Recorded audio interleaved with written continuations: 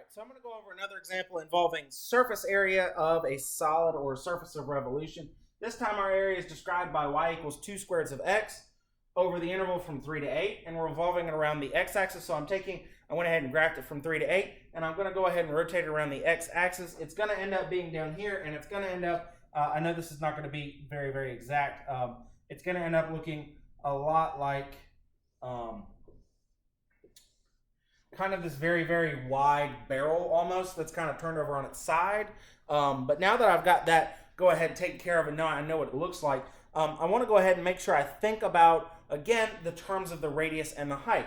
Well, so here's my axis of revolution. In this case, my radius is going to be, in this case, that 2 square roots of x.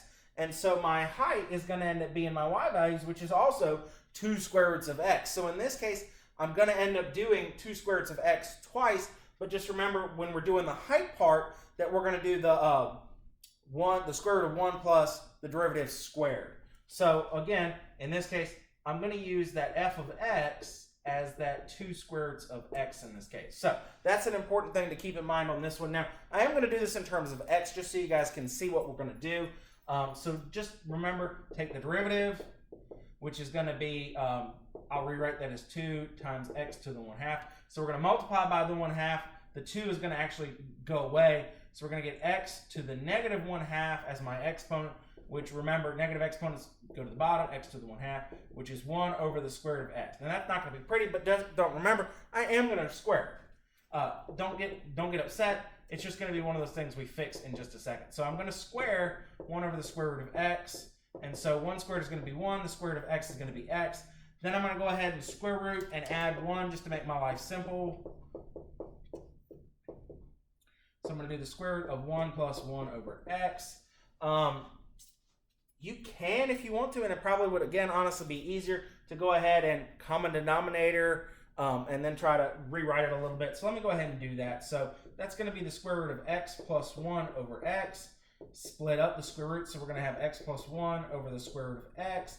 And I'm probably going to leave it alone like that for a hot second because, let me repeat again, when I go to find the height here, that's just 2 square roots of x, so that square root's going to end up disappearing on me anyways. So let me go ahead and start working on my surface area part.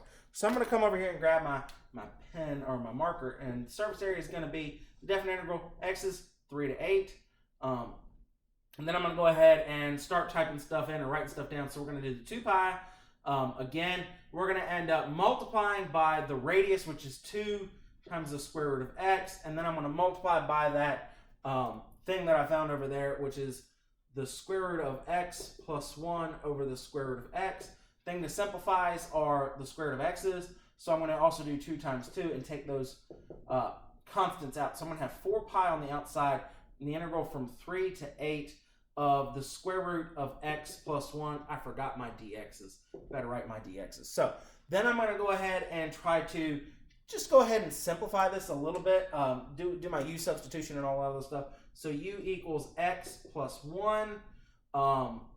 Du is going to end up just being 1 dx, so that's not going to be a big deal. But I am going to go ahead and try to tinker with this just ever so slightly to make my life easier and switch from x's, which are 3 and 8, to u's. So I'm going to plug in 3 plus 1 is 4, and 8 plus 1 is 9. So that's going to make my life a little easier. So now I'm going to do my surface area from 4 pi times 4 to 9 of the square root of u du. Now, I'm going to go ahead and do my little math trick. That's u to the 1/2.